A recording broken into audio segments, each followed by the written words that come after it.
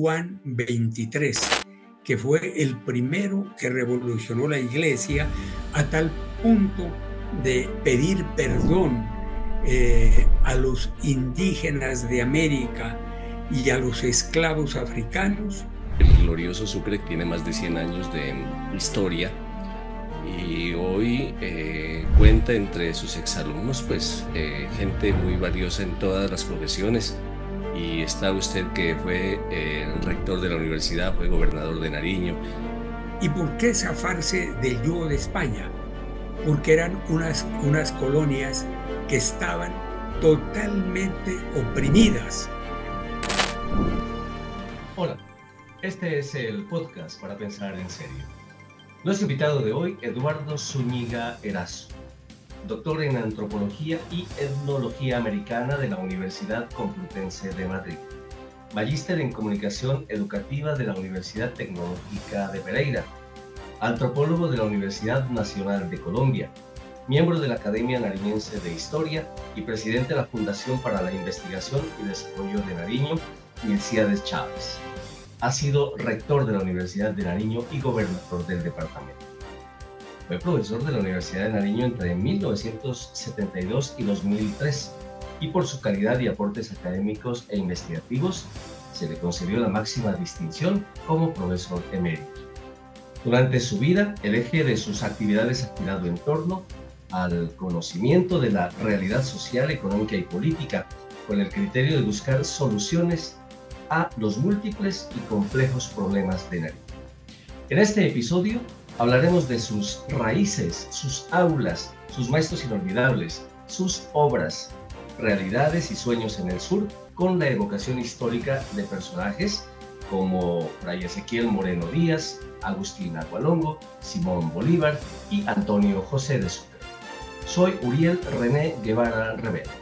Bienvenidos.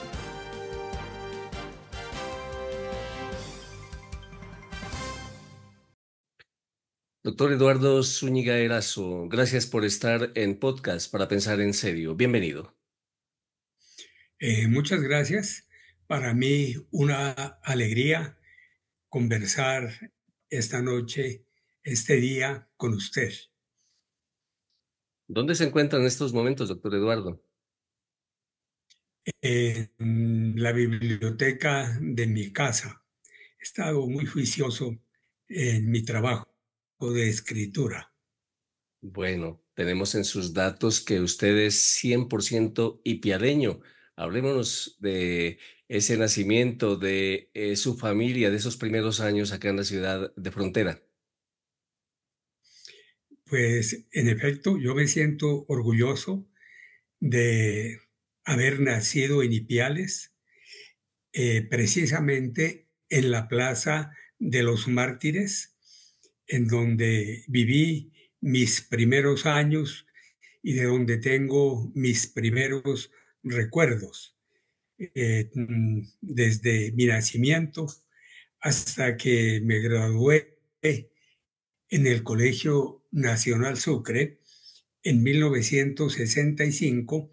Siempre mi vida, mis memorias están ubicadas de una manera grata de mi vida en Ipiales. En la Plaza de los Mártires. ¿Usted estudió en la escuelita Alfonso López, en la Tomás Arturo? ¿Cómo fue su infancia escolar?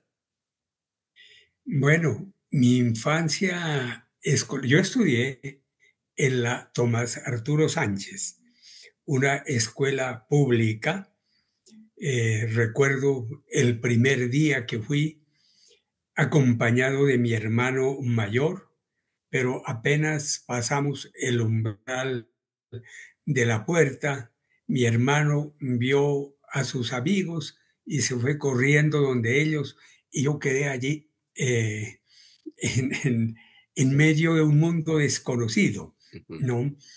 Y de mis estudios en la escuela, tengo unos recuerdos muy ingratos y otros definitivamente llenos de agradecimiento, de gratitud, sobre todo hacia un profesor, el profesor Marcelo Miranda. De esos episodios gratos e ingratos, sería bueno que nos comentara, porque nosotros hasta donde hemos averiguado, la Tomás Arturo Sánchez, la escuelita, era donde concentraba a todos los alumnos de todas las escuelas de la época al quinto de primaria. ¿Usted estuvo desde primero a quinto en la Tomás Arturo? Sí, desde primero a quinto. Eh, Fue una época, como le digo, con claroscuros, ¿no? El, los momentos oscuros los viví cuando estaba en segundo de primaria y un profesor nos sacó a todos los alumnos a que escribiéramos en el tablero el nombre y el apellido. Yo no puse la tilde en la U de Zúñiga, cosa que pues para un niño de esa época que estaba dando los primeros pasos en la escritura y la lectura, pues no era una cosa tan terrible. Sin embargo, ese profesor me sacó con un letrero que decía, y yo soy un burro, a la hora de burla, de escarnio frente al resto de los estudiantes. Ese es un recuerdo sobre el cual tengo que escribir en algún momento. De hecho, ya lo estoy haciendo y también viví momentos muy gratos cuando estuve en tercero de bachillerato con el profesor Marcelo Miranda, que fue, creo yo, el único profesor de la escuela que me llenó plenamente y que me hizo sentir alegría por el estudio. El resto definitivamente no. Otro profesor de apellido Burbano, de Ipiales, que llegaba siempre en bicicleta, con un sombrero y en la parte frontal le ponía a él una hoja. Y de él tengo esta anécdota. En la época de la dictadura de Rojas Pinilla, algún día enviaron a Ipiales juguetes para los niños que los lanzaban desde un carro. Por fortuna, cayó a mis pies un tren. Yo era el niño más feliz. Lo llevé a la escuela, lo puse sobre el pupitre, sin que yo estuviera jugando ni nada, sino lo tenía allí, ¿no? Y llegó el profesor, me lo quitó y me dijo que al final del año me lo devolvía, pero nunca me lo devolvió. Entonces, esos 5 años fueron unos años que, excepto con el profesor Miranda, el resto para mí fue definitivamente una tortura.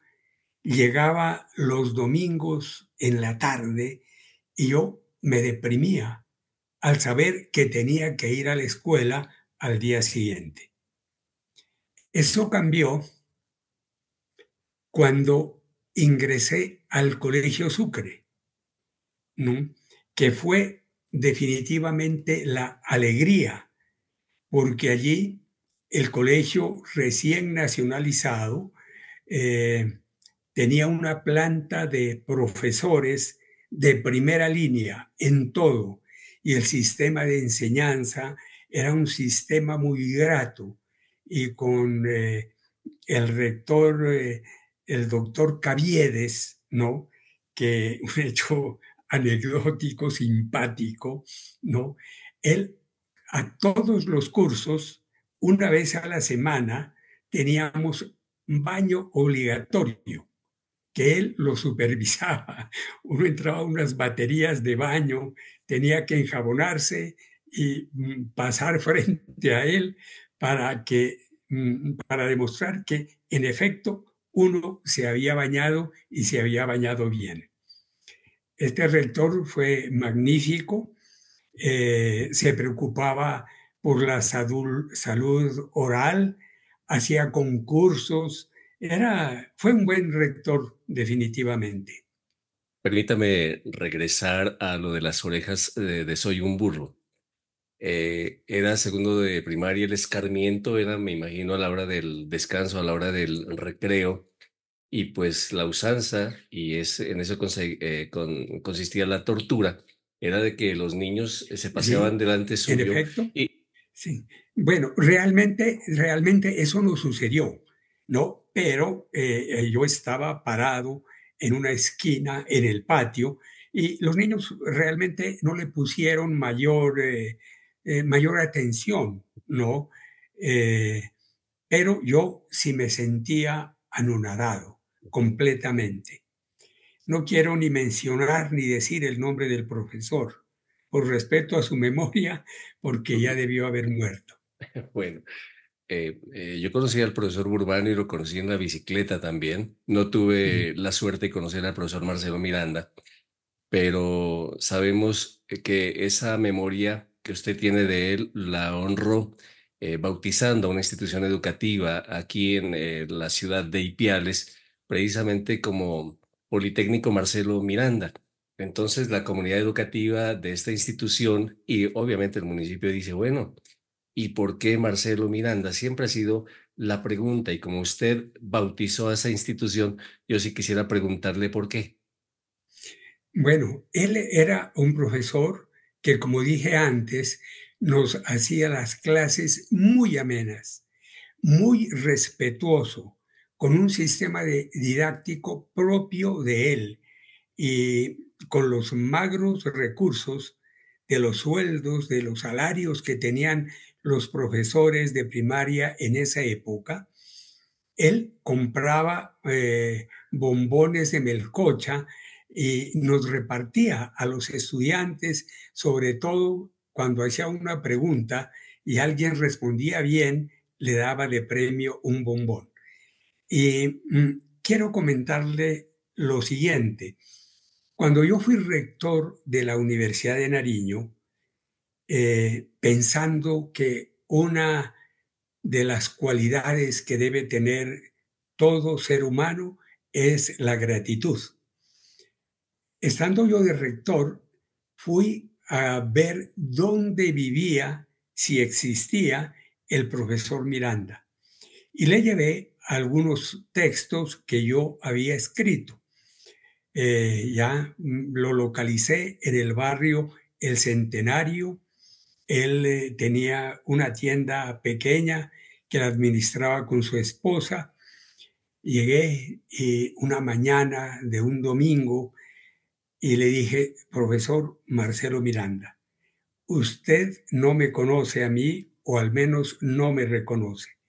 Yo soy Eduardo Zúñiga, fui su alumno en tercero de primaria y tengo tantos recuerdos gratos de usted que quiero comunicarle que gracias a sus enseñanzas hoy soy rector de la Universidad de Nariño y le entregué algunos escritos míos. El profesor se emocionó tanto como yo, de tal manera que destapó una botella de champaña y estuvimos allí por lo menos unas 3 horas. Luego, cuando inicié la campaña electoral para la gobernación del departamento, fui por primera vez a Ipiales en esa calidad. Recuerdo, iba acompañado de Navarro Wolf y otra caminata. Quiero ir a visitar al profesor Marcelo Miranda. Llegué a la casa, estaba cerrada y un vecino me dijo, lo están velando. De inmediato me trasladé a la sala de velación, creo que permanecí 1 hora y como usted bien lo recuerda, fundamos el colegio Marcelo Miranda. Cuando escriba estas que no van a ser memorias, sino crónicas. Ujú. Voy a explicar allí quién es Marcelo Miranda, ¿no? Y por qué se fundó ese colegio con ese nombre, colegio que hoy es digno de orgullo por la muy buena administración que tiene, una muy buena rectora y ha hecho unos progresos inconmensurables. Desgraciadamente, yo no alcancé a hacer el sueño completo.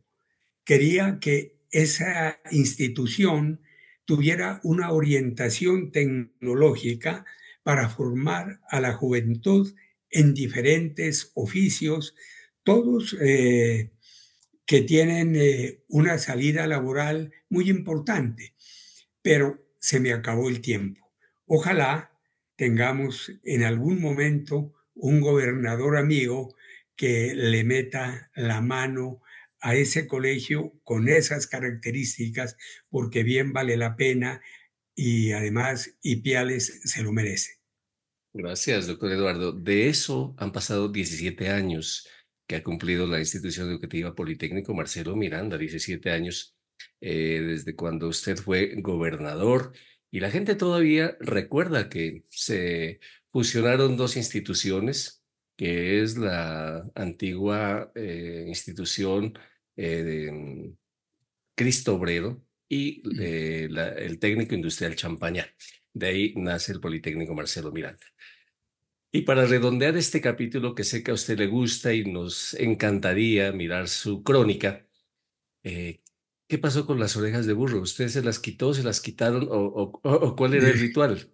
Era tan desagradable el momento que no recuerdo qué pasó. Seguramente se acabó el recreo, ¿no? Y el profesor me hizo entrar nuevamente al salón. Supongo que eso fue. En esa época, la educación no era de calidad. Tengo la imagen, sobre todo del primer año. Entrábamos a un salón que parecía que nunca lo hubieran barrido, ¿no? Y ahora yo me pregunto, ¿por qué el profesor o el rector no hacía una jornada de aseo con los padres de familia, incluso con los mismos estudiantes? Experiencias que las viví cuando fui gobernador del departamento.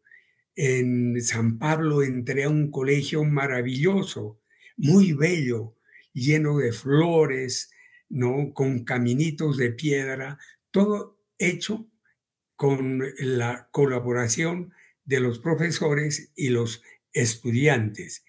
Y había una cosa que me parece que era detestable. Yo soy un hombre que me precio de ser un hombre honrado en todos los aspectos de mi vida. Y en esa época se hacían las sabatinas. Entonces, a las sabatinas asistían los padres de familia, ¿no? Y el curso tenía que demostrar sus conocimientos, pero los profesores antes designaban: usted, fulano de tal, le voy a preguntar esta cosa y tiene que responder así.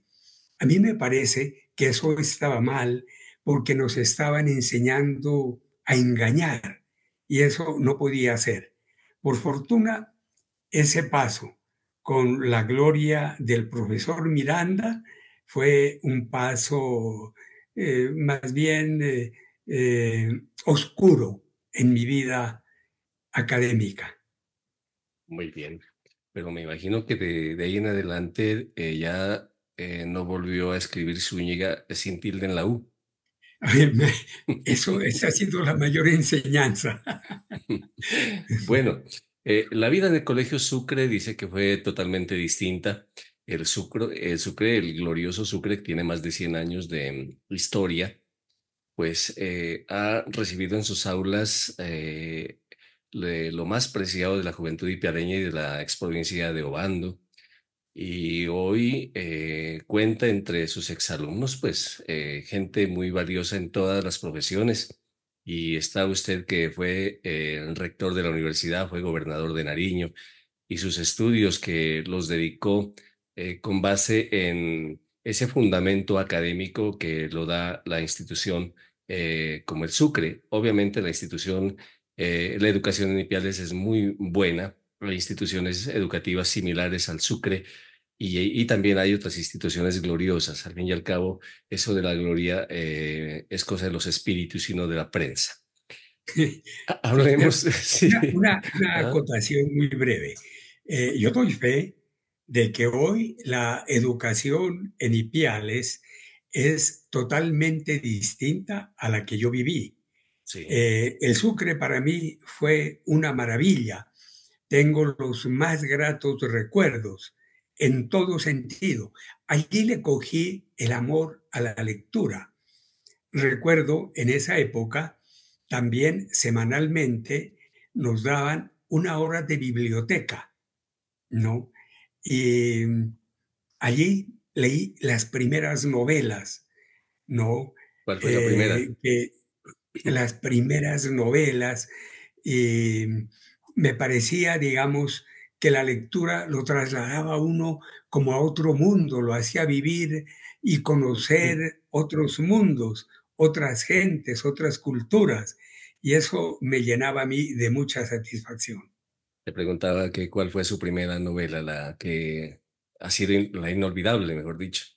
Sí, eran unas novelas de Emilio Salgari, Ujú. ¿no? Todas eran de un pirata del lejano oriente. Y a mí me ha parecido grato constatar que buenos escritores de hoy, ¿no? Han empezado con las novelas de Emilio Salgari, ¿no? Eh, Porque son tan atrayentes que en esa época, cuando saqué el primer libro, que además tiene una acotación, a mí me gustaba siempre pedir enciclopedias y me trasladaba mirando los mapas, las fotografías de las ciudades y quería conocer Nueva York, París, ¿no? Siempre. Pero había un amigo, un compañero, que siempre pedía las novelas de Emilio Salgari. A mí me entró curiosidad y dije, si él pide eso, deben ser muy buenas. La saqué, empecé a leer y me entusiasmé tanto que pedí el libro para llevarla a la casa y estaba almorzando y leyendo, ¿no? Fue una cosa muy agradable. ¿De dónde nació su afición entonces por la antropología? Usted es antropólogo de la Universidad Nacional de Colombia, es doctor en antropología y etnología americana de la Universidad Complutense de Madrid y magíster en comunicación educativa de la Universidad Tecnológica de Pereira. Bueno, ¿cómo o por qué se dedicó a la antropología, que sé que le ha ido muy bien por sus investigaciones? Y si hay alguien en Nariño y en Colombia que haya estudiado de verdad la antropología y la haya aplicado, porque esa es otra cosa, pues es usted. Hablemos de esa inclinación, de esa tendencia, doctor Eduardo Zúñiga. Bueno, en esa época, cuando estaba en cuarto de bachillerato, llegó al colegio un amigo, Víctor Mejía, y desde que nos conocimos, siempre hubo un gran feeling. Él era mucho más estudioso que yo. Y en cualquier materia, si pedían un libro, el papá, que no era un hombre rico, él tenía un cargo ahí en Contranar, ¿no? Pero a su hijo le compraba los libros que le pedía. Y con él profundicé en algunas novelas de mayor calado, ¿no? Leí una novela de Parla Hesbits, que era premio Nobel de literatura. Con él íbamos en bicicleta hasta la biblioteca pública de Túquerres en la época de vacaciones.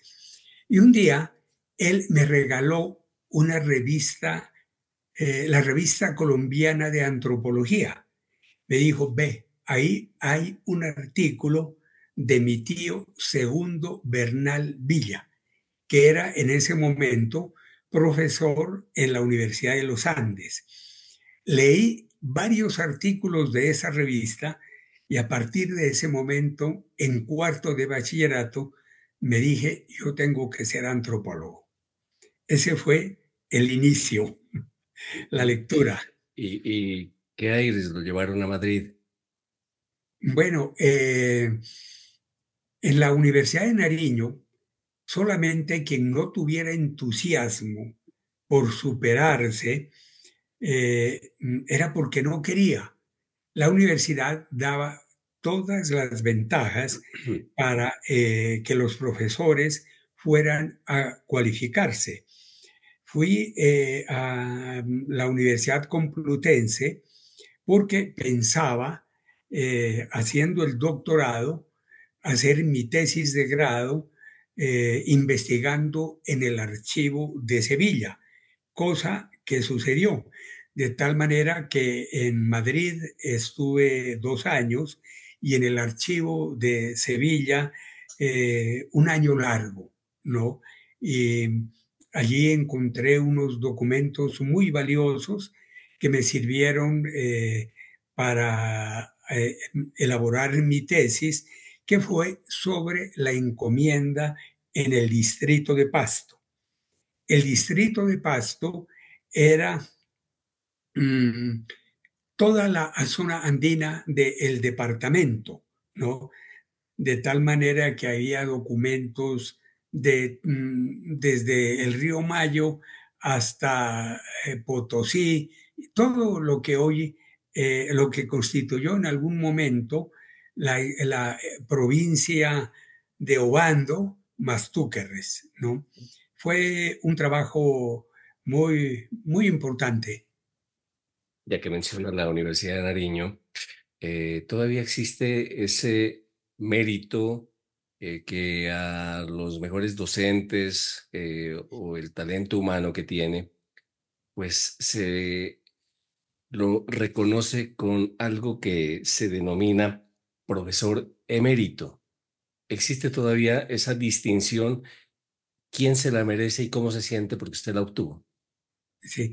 Bueno, esa es una distinción que llena de orgullo a cualquier docente. Para mí, entre el currículum de mi vida está ese y otro que me entregó el Ministerio de Educación. Este galardón se da a los profesores que más se hayan distinguido en investigación. Yo tenía un récord importante en investigación y lo que motivó aún más fue la participación mía en, en una enciclopedia eh, sobre los derechos laborales en Colombia que la dirigió Otto Morales Benítez. Él me llamó, me pidió que escribiera un capítulo para el primer tomo, y eso sumado a otro premio que yo había obtenido en el Ministerio de Gobierno, hizo que el Consejo Superior tuviera a bien otorgarme esa distinción que por supuesto existe. De lo último que yo conozco es, se discernió ese mismo galardón a la doctora Isabel Góyez Moreno, que fue decana de la Facultad de Artes, fue mi vicerrectora académica cuando yo fui rector, fue directora de los posgrados con muchísimo mérito. La Facultad de Derecho de la Universidad de Nariño se puso entre las mejores del país y de allí han salido hombres y mujeres que han ocupado cargos en las altas cortes. A ella ese galardón se le dio hace como unos 2 o 3 años en el marco de un Congreso Internacional de Derecho celebrado en la universidad. Doctor Eduardo, de esos libros que usted le regaló a Marcelo Miranda, al profesor, me imagino que alguna de esas publicaciones tenía que ver con sus trabajos de antropología. Usted estuvo durante mucho tiempo investigando las comunidades indígenas del departamento, en especial sobre qué trabajo nos quisiera comentar. Bueno, eh, una, yo siempre trabajé con varias comunidades, ¿no? Y en los últimos tiempos con la comunidad Incal Agua, ¿no? En donde tuve una salida que fue tan especial, tan dura, ¿no? Que terminé escribiendo una crónica de esa salida. Yo era en ese momento, dictaba un curso en la Facultad de Derecho y 3 estudiantes me pidieron que los acompañara a la vereda Hualcalá en, del territorio Aguá. Yo le pedí a un colega que conocía más que yo a esa etnia, a ese pueblo, el profesor Benur Cerón, que me acompañara. Y fue una aventura que terminé escribiendo una crónica titulada Un final inesperado, que voy a incluirla en el libro que está en construcción. Muy bien, dentro de su trabajo, ya que menciona el profesor Benur Cerón, creo que anduvo en un paseo, en el mejor sentido de la palabra, porque es un paseo exquisito el que usted se dio cuando fue a conocer Laos de Minamá. ¿Qué lo llevó a ese patía, a ese torrente bellísimo que se encuentra entre Policarpa, Cumbitara, la cordillera que hoy lamentablemente está llena de violencia? Sí, yo no sé si a usted, y le digo esto porque usted es con muchos años menor de los años que yo tengo, pero desde la escuela a uno le hablaban de la hoz de Minamá Ujú. y decían la hoz de Minamá, donde el río Patía rompe la cordillera. Y yo desde esa época me quedaba pensando cómo sería eso. Ya después de haber sido gobernador, con mi amigo Benur Cerón, eh, fuimos a conocer la hoz de Minamá. Y hay dos posibilidades para llegar a la hoz de Minamá, ¿no? Una entrando por el norte, por Policarpa, y otro por Sotomayor. Nosotros fuimos por Sotomayor acompañados, acompañados del notario que había hecho un diplomado en historia, ¿no? Y fue una experiencia, como todas las salidas, sorprendente. Íbamos en un jeep, el, aparte del conductor, el, de, el notario, Benur, otra persona y yo. Y en cada curva que pasábamos decía, aquí mataron a fulano de tal, aquí mataron a fulano de tal, aquí hubo una masacre, ¿no? Era un territorio complicado, ¿no? Total, que llegamos a la hoz de Minamá, ¿no? Y de repente yo miré ahí al borde de la carretera una cantidad de cultivos de coca, ¿no? Y había un soldado por allí, un grupo, ¿no? Un piquete. Y le pregunté, bueno, ¿ustedes han informado de la existencia de estos cultivos de coca aquí? Y él me dijo, ¿y usted quién es? Le dije, yo soy Eduardo Zúñiga, exgobernador del departamento. Dijo, pero ¿cómo usted va a venirse a meter aquí? Debió informarnos que iba a venir, porque esta es una zona muy peligrosa.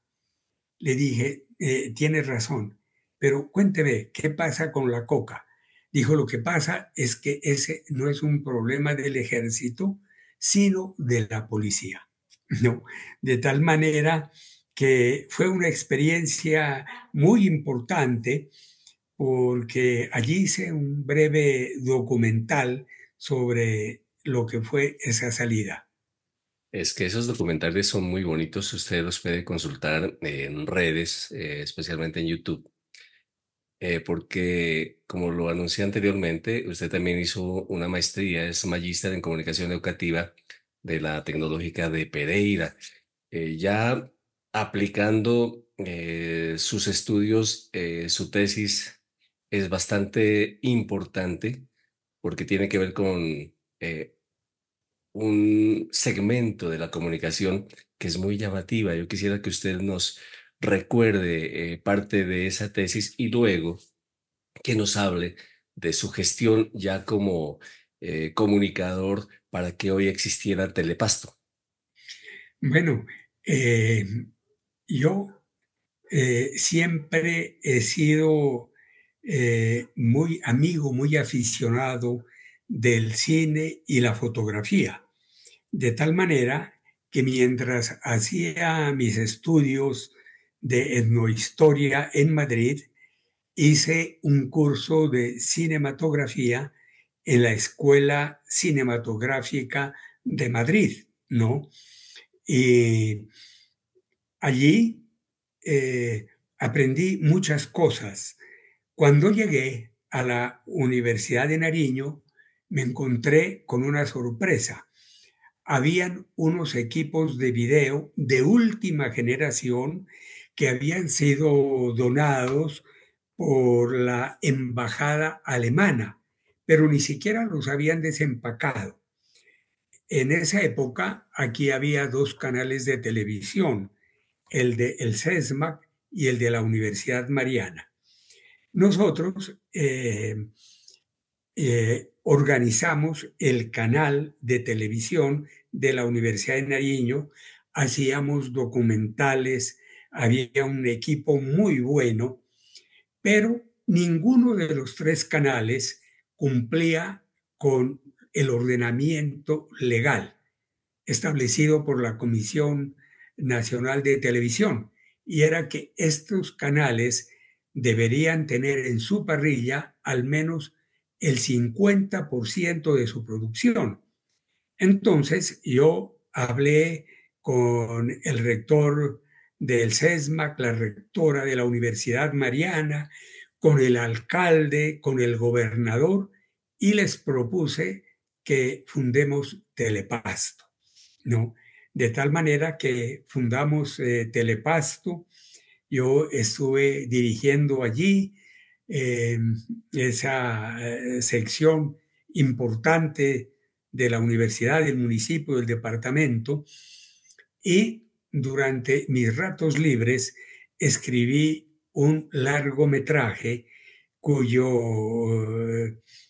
texto pues está allí reposando el sueño de los justos, a pesar de que Lisandro Duque, uno de los mejores cineastas del país, quien lo conoció, me dijo que era muy bueno y que a él le hubiese gustado dirigirlo. Lo mismo con un profesor de la Universidad del Valle que también me planteaba lo mismo. En el fondo, yo quería dirigirlo. El problema es que hacer un largometraje con las uñas, aquí hay que tener un capital de por lo menos 1.500 millones y no lo tengo. Había pensado unos meses antes de ser gobernador hacerlo en video, ¿no? En alta calidad de video. Y este es una película, un cine de carretera que se llama, ¿no? Movie Road, que se desarrolla entre Pasto, Ipiales e Ibarra. Y fui en esa época porque parte de lo que el argumento trataba, según yo había pensado, estaba en la hostería Chorlaví, ¿no? Fui, hablé con la dueña, le comenté el propósito, le comenté el argumento, ¿no? Y sin que yo le pida nada, yo iba a pedirle solamente permiso para que nos permita grabar, ¿no? Y ella me dijo, ¿cuántos son?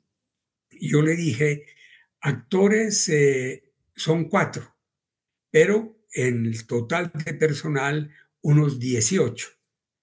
¿Cuántos días estarían aquí? Yo le dije unos 3 días. Dijo, les doy el alojamiento y la alimentación gratis durante esos días. Yo tenía algunos actores con los cuales había conversado, ¿no? Y en esos días fue que me propusieron que fuera candidato a la gobernación del departamento y hasta allí llegó el sueño de hacer esa película que a pesar de los años que tengo, eh, todavía sueño con dirigirla. Muy bien. No sé qué sería mejor si ser director de cine o gobernador de Nariño, pero creo que las dos cosas eran heroicas, ¿no? Y Sí, eligió una muy buena para el totalmente. departamento, afortunadamente. Mm, ¿Cómo no? Bueno, algo que nos llama la atención, doctor Eduardo, y es que le había preguntado por su tesis para la maestría, por un tema de la comunicación. Ese tema de la comunicación, ¿cómo se ha tratado desde entonces? El tema de su maestría. Bueno, cuando esa maestría la hicimos de manera conjunta entre la Universidad de Nariño y la Universidad Tecnológica de Pereira, que ya tenía ese posgrado en la universidad. Entonces, recibíamos algunas clases aquí en la universidad, otras en Pereira, y fue muy importante porque los profesores que teníamos, todos eran de primera línea en el campo de las comunicaciones. Y yo creo que las comunicaciones en Colombia son un problema,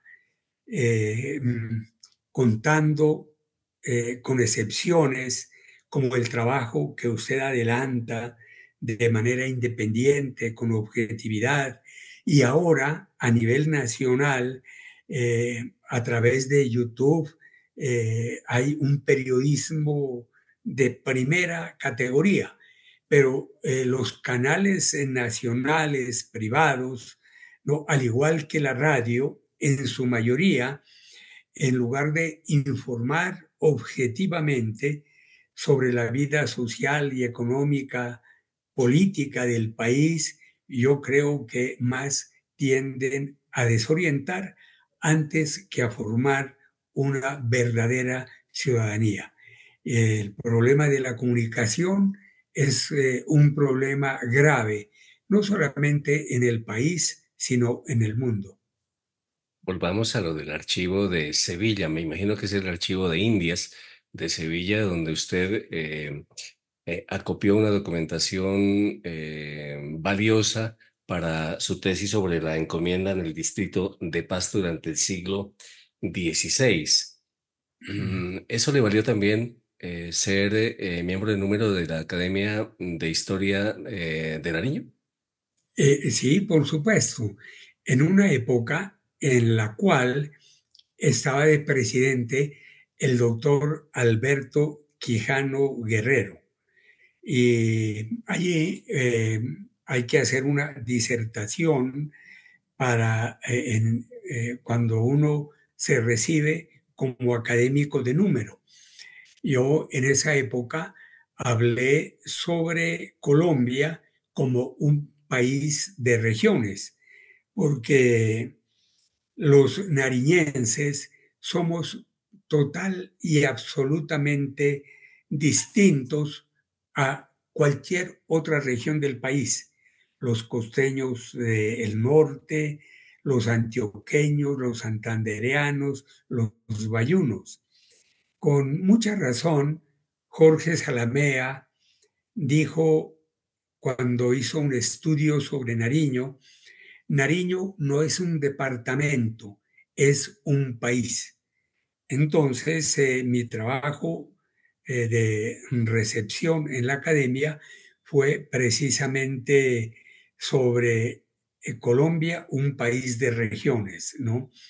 Y me sentí muy honrado porque en ese recinto habían estado personalidades sobresalientes como José Rafael Sañudo, el doctor Sergio Elías Ortiz, Fortunato Pereira Gamba, Ignacio Rodríguez Guerrero y una playa de hombres ilustres que contribuyeron de manera efectiva al conocimiento de nuestra realidad. Ya como historiador, doctor Eduardo Zúñiga, usted tiene unos escritos muy valiosos, muy rigurosos, porque pues la historia hay que investigarla, no hay que imaginarla, y sirve también para la controversia, pero sobre todo cuando hay posiciones muy serias, pues a eso se debe precisamente la ciencia de la historia. Haciendo como un balance de sus publicaciones, de sus investigaciones, ¿usted cree que ha llegado al 100% de su producción histórica? ¿Cuál sería como la publicación bandera dentro de la academia y dentro de su producción histórica? Bueno, yo creo que la publicación bandera es la última, que se titula El realismo pastuso y su aversión a Simón Bolívar.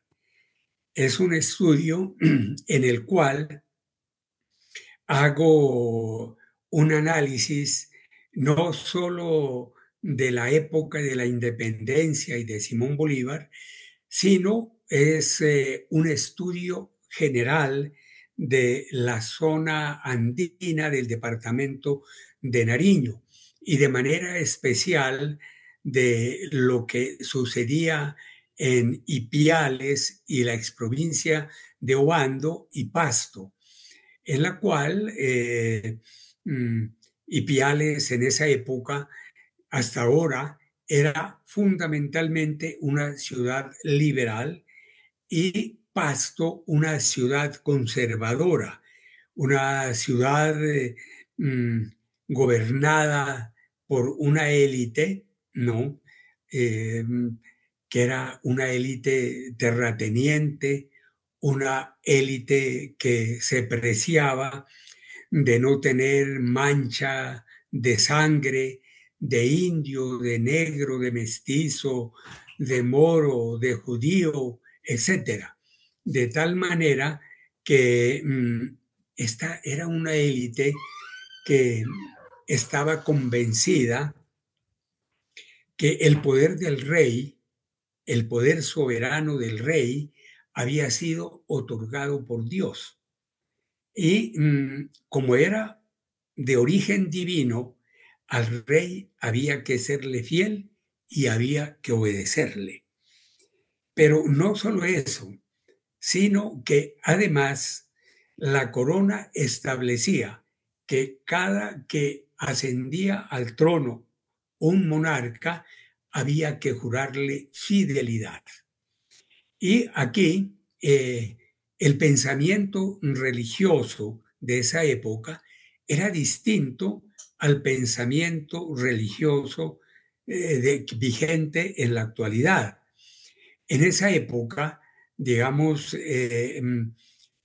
ser perjuro era tener garantizada la condenación eterna.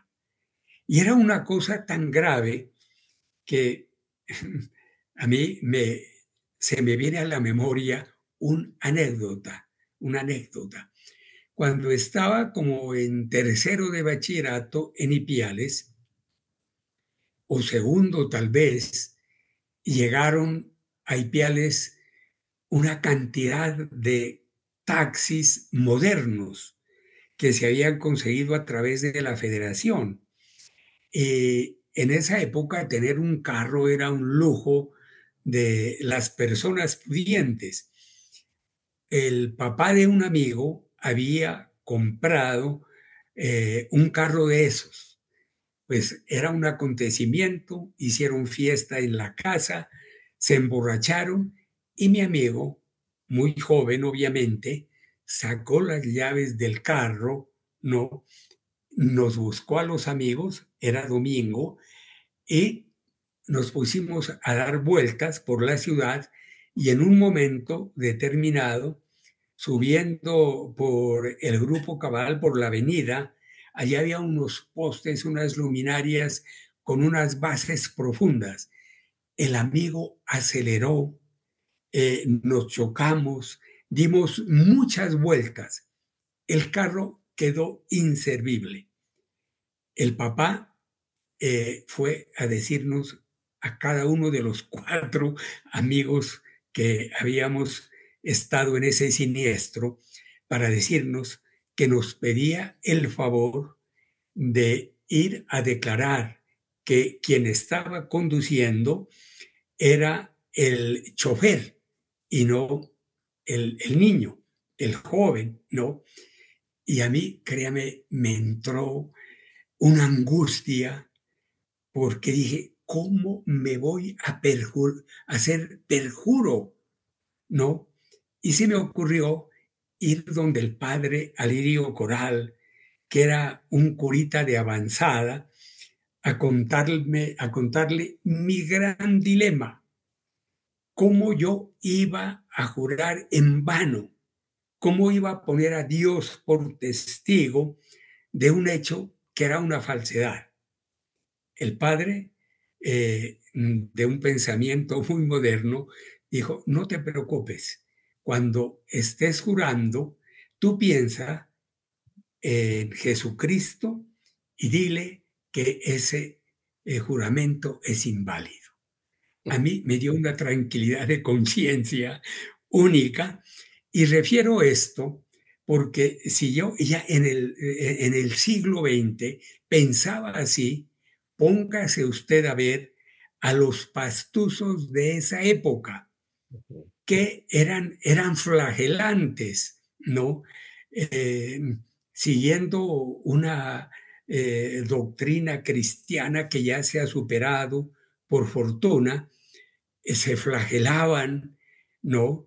Para que a través del dolor redimir su alma, redimir los pecados, ¿no?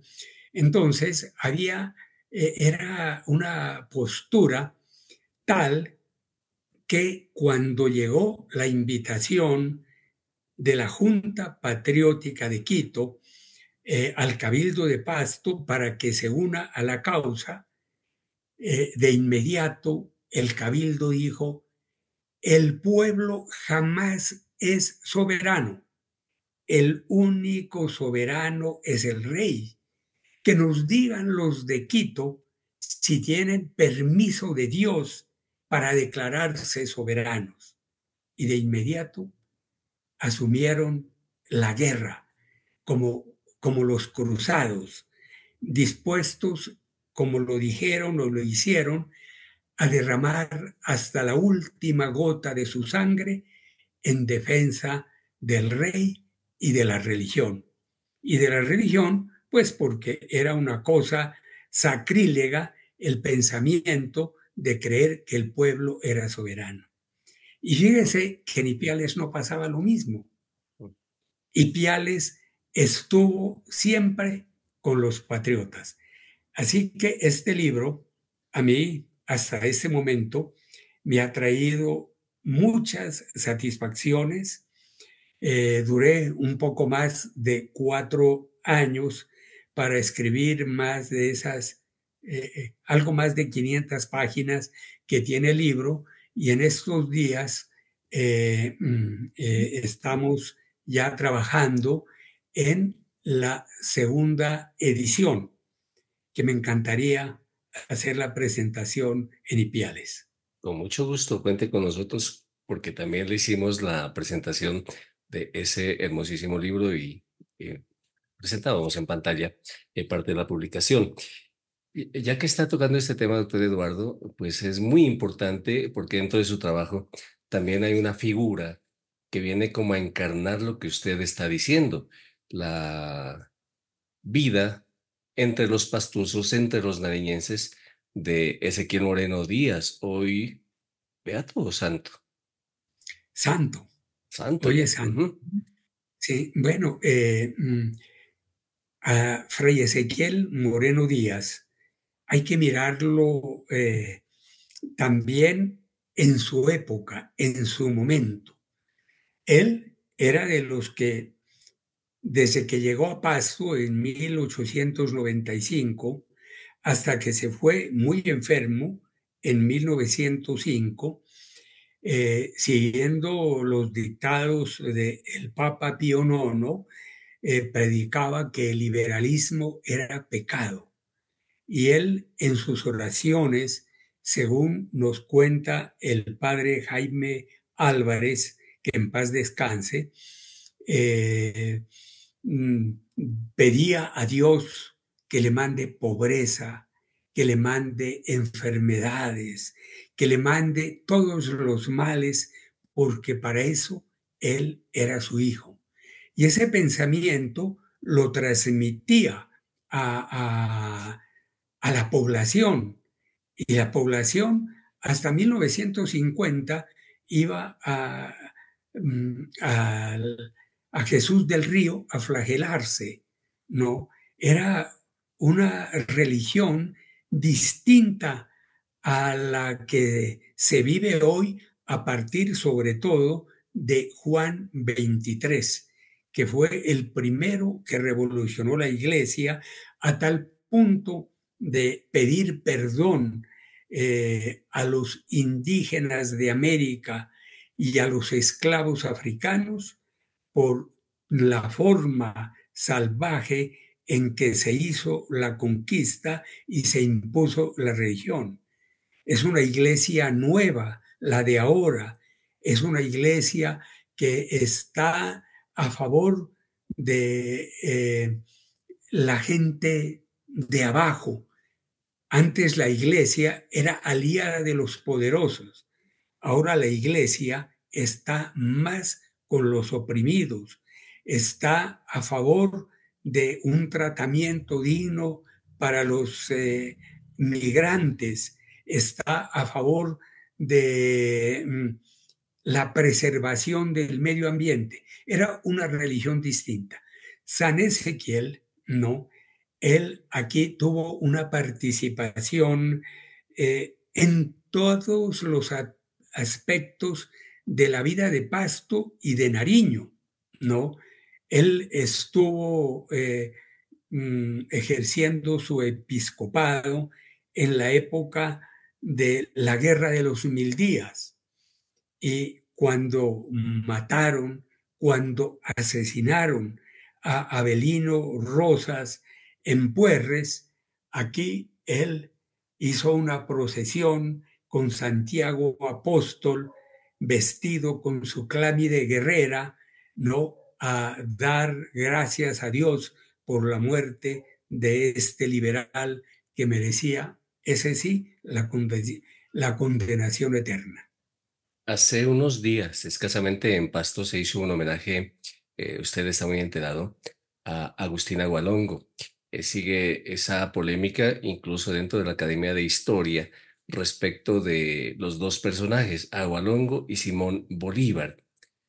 Hemos hablado de su trabajo riguroso, documentado, para incluso hacer la publicación de este último libro. Yo quisiera en este podcast, doctor Eduardo Zúñiga, que nos precisara, de acuerdo con sus estudios, por qué la polémica entre Agualongo y Bolívar, quién tiene la razón o por qué es la polémica. Bueno, no le escuché muy bien dónde se hizo el homenaje. En Pasto. Pues Eh, yo no me enteré. Viernes y Recuerdo sábado de la semana anterior. Ujú. en la academia alguien propuso que se hiciera un homenaje a Agustín Agualongo y otro académico distinto a mi persona dijo, ¿un homenaje a Agualongo? ¿Por qué? Dijo, si acaso puede hacerse un recordatorio de su vida, pero no un homenaje. Hay una notable diferencia entre los dos personajes. No, Simón Bolívar luchaba por la libertad, no solo de Venezuela, de Colombia, de Ecuador, de Bolivia y el Perú, sino él pensaba en una patria grande de América. Por eso él constituyó la Gran Colombia, uniendo Venezuela, Colombia y Ecuador, con un propósito. Bueno, primero, digamos, zafarse del yugo de España. ¿Y por qué zafarse del yugo de España? Porque eran unas colonias que estaban totalmente oprimidas. Aquí no se podía comerciar libremente, no se podía cultivar libremente. Algunas regiones, como Chile, por ejemplo, les permitió el cultivo de uvas, a otros como Venezuela el cultivo del cacao, etcétera, ¿no? Aquí nos tenían encerrados sin conocer las ideas modernas, sin conocer los escritores de la Ilustración que hablaban de la separación de poderes, que hablaban de la libertad, que hablaban de una nueva educación. Y esos libros los tenía prohibidos, lo mismo que lo que hubiese con respecto a la independencia de los Estados Unidos y a la Revolución Francesa. ¿Por qué? Porque allí se hablaba de la igualdad de los hombres y de la soberanía del pueblo, cosa que no le convenía a España. Además, todos los criollos, por más ilustres y por más ricos y educados que fueran, eran tratados como unos ciudadanos de segunda clase.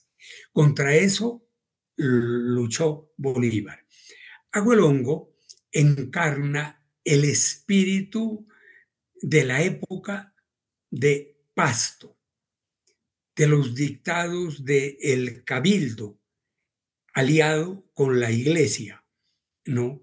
Que a través de una gran legión de doctrineros enseñaban esto que acababa de decir, ¿no? Que hay que obedecerle al rey, que hay que serle fiel, que el poder lo tiene por origen divino. Aguelongo fue un excelente militar, pero defendiendo siempre al rey de España, siempre.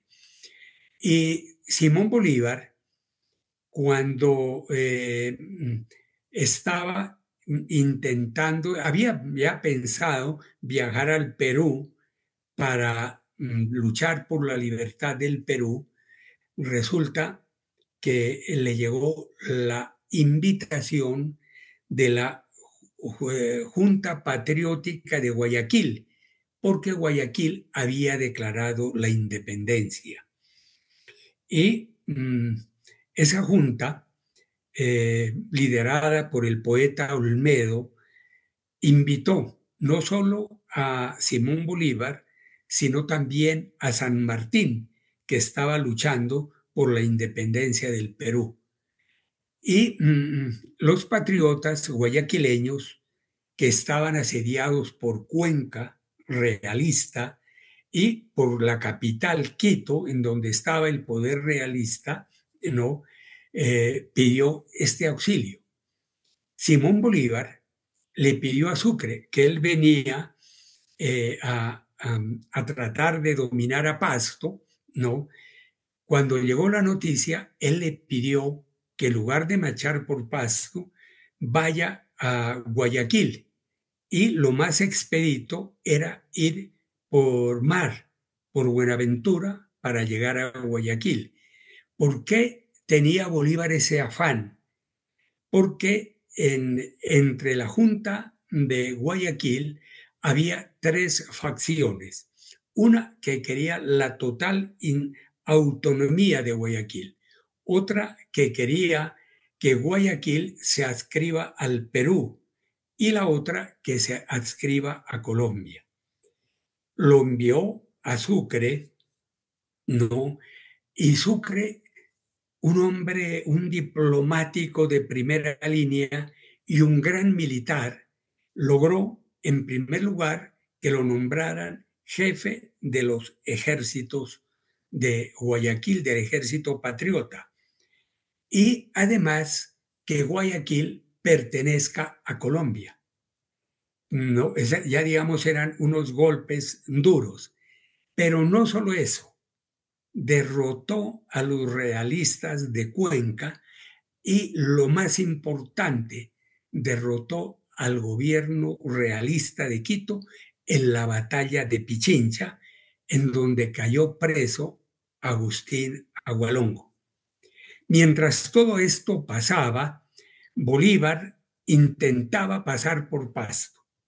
Les había enviado un borrador de capitulaciones de 5 puntos, que eran todo favorable a Pasto. Y Pasto, realista hasta los tuétanos, le negó esa posibilidad. Sin embargo, después de la batalla de Pichincha, el Cabildo de Pasto y Basilio García, que era el jefe militar en Pasto, el español, se enteraron de la derrota del gobierno de Quito, en cuyas capitulaciones decían que Pasto debía entregar las armas al ejército patriota. El cabildo y los militares españoles, encabezados por Basilio García, dijeron: aprovechemos las circunstancias, porque Bolívar estaba en el Trapiche, en el Cauca, ¿no? Reforzándose para dar una batalla después de que su ejército había sufrido bajas notables en la batalla de Bomboná. Él se regresó para reforzar su ejército, ¿no? Y Bolívar, como en esa época no había fax, no había teléfono celular ni nada, él no sabía lo que había sucedido en Quito, pero don Basilio García y el Cabildo de Pasto sí. Entonces aceptaron las capitulaciones, pero agregando 6 puntos más. Bolívar les concedió todo lo que el Cabildo de Pasto le pidió, tanto que dijeron que tanto el Cabildo como Basilio García, que eran unas capitulaciones en exceso generosas, ¿no? Y antes de entrar a Pasto, desde Berruecos, dirigió a los pastuzos una proclama diciendo: pastuzos, desde ahora sois colombianos, por tanto, sois hermanos, y Pasto tendrá las mismas prerrogativas que tiene Bogotá. Entró a Pasto, no entró como de esos vencedores que entran atropellando, ni mucho menos. Ni siquiera cogió lo que había en las arcas reales hasta ese momento, ¿no? Eso lo destinó para remediar lo que Pasto había sufrido hasta ese momento. Y dejó como gobernador militar un pastuso. Él se marchó a Quito con la intención de ir hasta Guayaquil a entrevistarse con San Martín.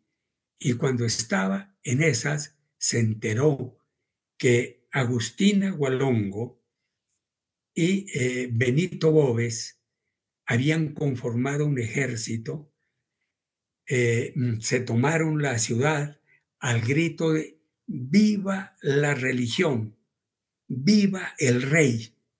Y marchaban a combatir a Bolívar en Quito, no cosa por demás absurda, porque ya América estaba perdida para España hasta ese momento.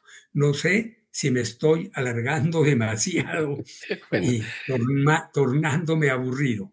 ya, yo quería cerrar esta parte entre Agualongo y Bolívar con ese episodio que es el que más llama la atención y por el cual como que la gente toma bando, toma partido, y es el de la Navidad Negra.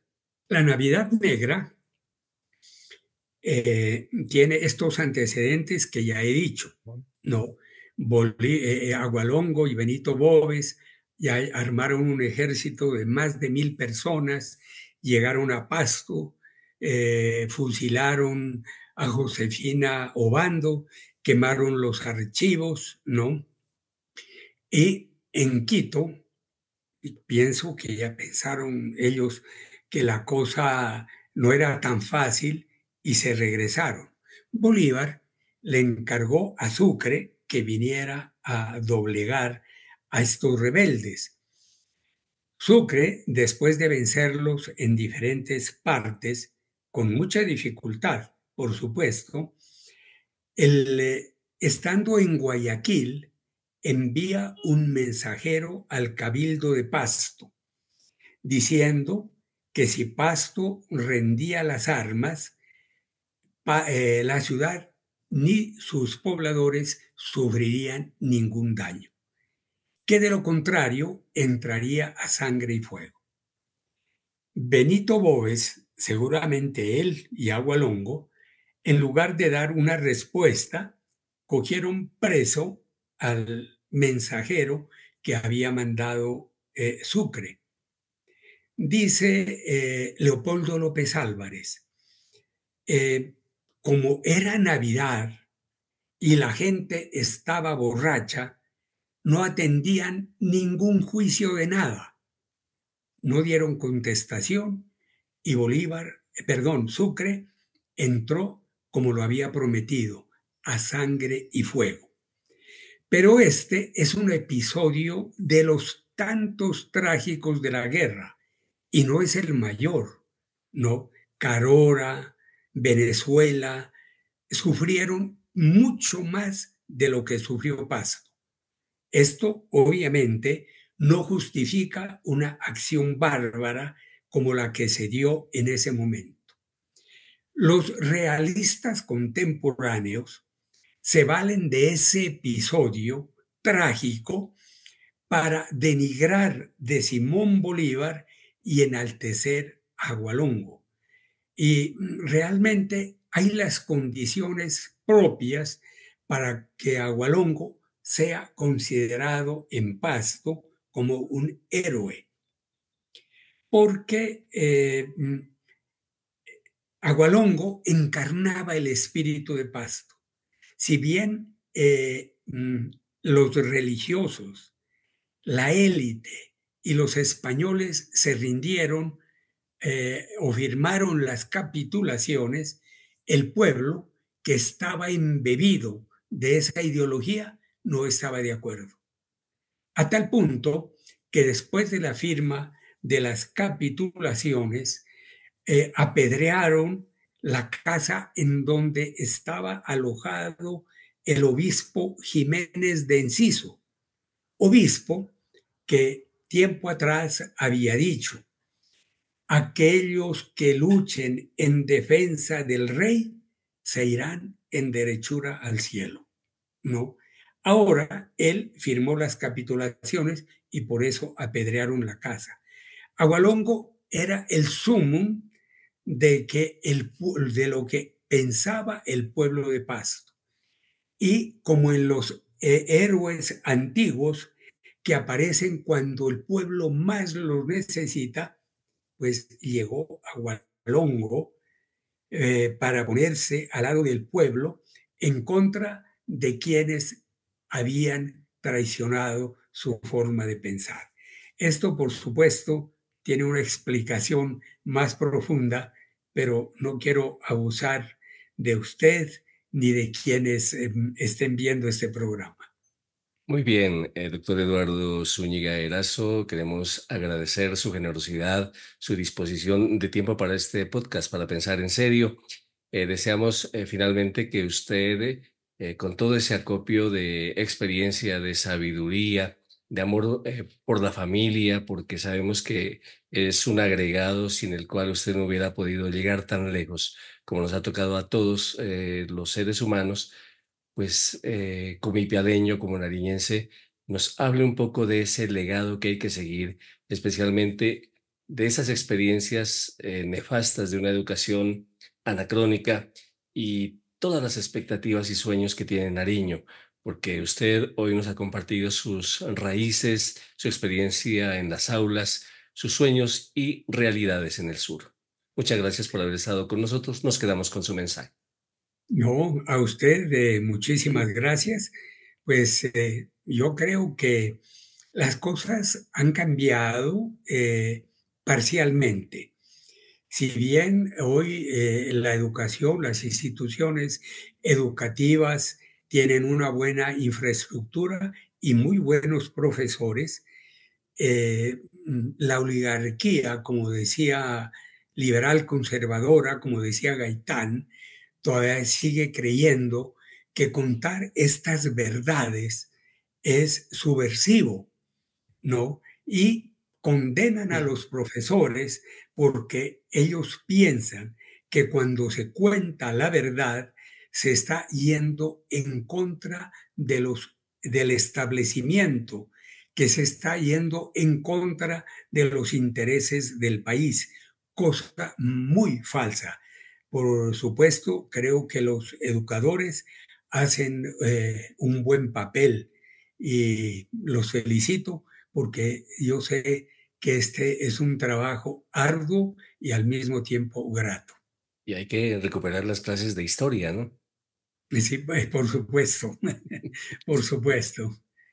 Muchas gracias, doctor Eduardo Zúñiga, por haber estado con nosotros y a ustedes, amigos internautas, oyentes, televidentes, mil gracias por su bellísima compañía. Soy Uriel René Guevara Revelo. Hasta un próximo podcast para pensar en serio.